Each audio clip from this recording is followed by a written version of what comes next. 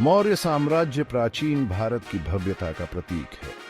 322 ईसा BC में चंद्रगुप्त मौर्य ने इसकी नींव रखी और देखते ही देखते इस साम्राज्य ने पूरे उपमहाद्वीप में अपना विस्तार किया।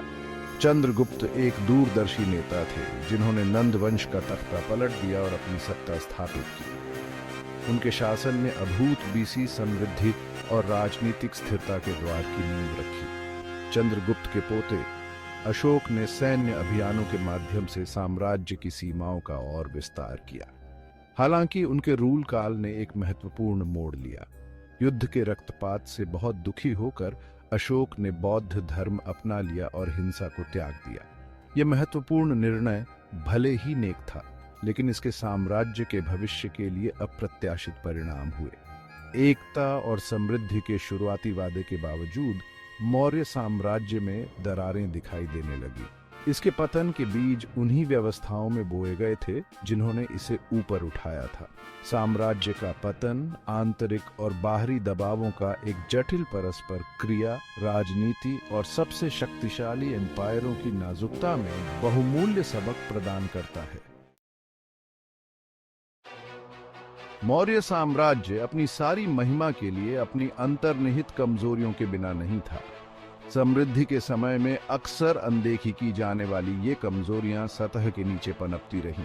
ऐसी ही एक कमजोरी साम्राज्य के विशाल आकार में निहित थी। मौर्य अलग अलग रीति रिवाजों, भाषाओं और निष्ठाओं वाली विविध आबादी पर शासन करते थे। इतने विशाल क्षेत्र पर नियंत्रण बनाए रखना एक कठिन काम साबित हुआ। संचार लाइनें पतली थीं और क्षेत्रीय गवर्नर अक्सर महत्वपूर्ण स्वायत्तता रखते थे। ये विकेंद्रीकरण, जबकि प्रशासन के लिए आवश्यक था, असंतोष और विद्रोह के अवसर पैदा करता था। इसके अलावा साम्राज्य की केंद्रीकृत नौकरशाही, जबकि करों को इकट्ठा करने और व्यवस्था बनाए रखने में कुशल थी, आक्रोश भी पैदा करती थी। आम लोगों को अक्सर भारी करों का खामियाजा भुगतना पड़ता था, खासकर अशोक के रूल काल के दौरान, जब संसाधनों को बौद्ध धर्म और कल्याणकारी कार्यक्रमों को बढ़ावा देने के लिए मोड़ दिया गया था। शासक और शासित के बीच बढ़ती दूरी के साथ साथ इस वित्तीय बोझ ने आबादी में असंतोष को हवा दी। मौर्य के पतन का एक प्रमुख कारक उत्तराधिकार का मुद्दा था। मौर्य साम्राज्य अपने कुछ पूर्ववर्तियों के विपरीत सत्ता के हस्तांतरण के लिए एक स्पष्ट और स्थापित प्रणाली का अभाव था। इस अस्पष्टता ने आंतरिक कलह और कमजोर रूलरों का मार्ग प्रशस्त किया। 232 ईसा बीसी में अशोक की मृत्यु के बाद साम्राज्य को उनके सक्सेशनियों में विभाजित कर दिया गया था। क्षेत्र के इस विभाजन ने साम्राज्य की एकता को कमजोर कर दिया और इसे बाहरी खतरों के प्रति संवेदनशील बना दिया। अशोक के सक्सेशनी उनके करिश्मे और एडमिनिस्ट्रेशनिक कौशल की कमी के कारण नियंत्रण बनाए रखने के लिए संघर्ष करते रहे। एक मजबूत केंद्रीय सत्ता की कमी ने क्षेत्रीय गवर्नर्सों और महत्वाकांक्षी स्थानीय रूलरों को उत्साहित किया। उन्होंने धीरे धीरे अपनी स्वतंत्रता का दावा किया, जिससे साम्राज्य की क्षेत्रीय अखंडता का क्षरण हुआ। कभी एकीकृत मौर्य क्षेत्र खंडित होने लगा, प्रांत अलग हो गए और स्वायत्तता की घोषणा करने लगे। कमजोर नेतृत्व और आंतरिक विभाजनों से प्रेरित इस केंद्रापसारक बल ने साम्राज्य के पतन को तेज कर दिया।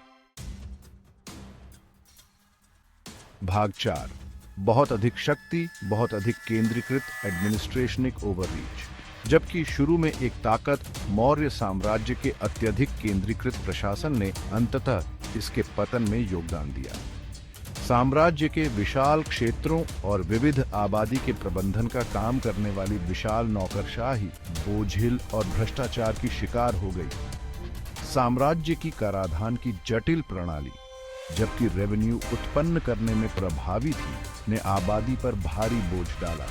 किसानों पर इनिशिएटिव से ही भारी करों का बोझ था। इस वित्तीय टेंशन के कारण केंद्रीय सत्ता के प्रति व्यापक असंतोष और आक्रोश फैल गया। इसके अलावा केंद्रीकृत प्रणाली ने स्थानीय पहल और स्वायत्तता का गला घोंट दिया। क्षेत्रीय राज्यपाल अपनी निर्णय लेने की शक्ति छीन लिए गए।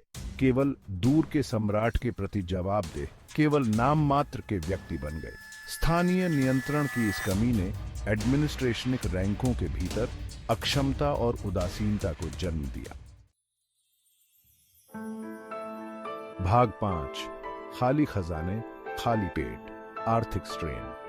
मौर्य अर्थव्यवस्था, जो कभी चंद्रगुप्त और अशोक के रूल काल के प्रारंभिक वर्षों में समृद्ध थी, को साम्राज्य के बाद के वर्षों में महत्वपूर्ण चुनौतियों का सामना करना पड़ा।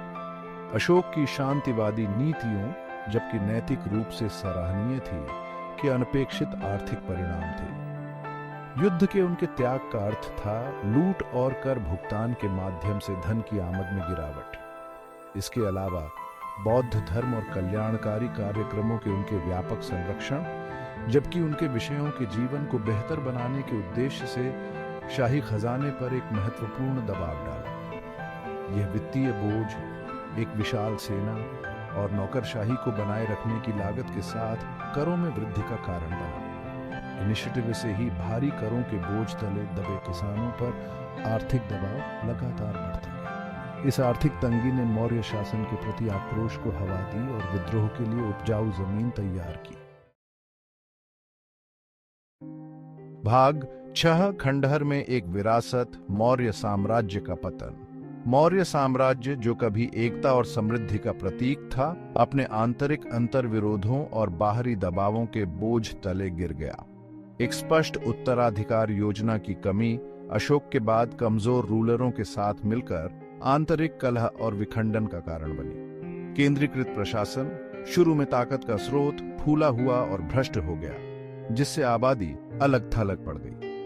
अशोक की शांतिवादी नीतियां, जबकि नेक इरादे से शाही खजाने को कम करने और अर्थव्यवस्था पर बोझ डालने का अनपेक्षित परिणाम था। 3री शताब्दी ईसा बीसी के अंत तक मौर्य साम्राज्य काफी सिकुड़ गया था। अंतिम झटका 185 ईसा बीसी में लगा, जब अंतिम मौर्य शासक बृहद्रथ की उसके ही सेनापति पुष्यमित्र शुंग ने हत्या कर दी थी। पुष्यमित्र ने मगध में शुंग वंश की स्थापना की, जिसने मौर्य साम्राज्य के अंत का प्रतीक किया। मौर्यों का पतन सबसे बड़े एम्पायरों के भी पतन के बारे में एक सतर्क कहानी के रूप में कार्य करता है और दीर्घकालिक अस्तित्व के लिए अनुकूलन क्षमता और मजबूत नेतृत्व के महत्व को दर्शाता है।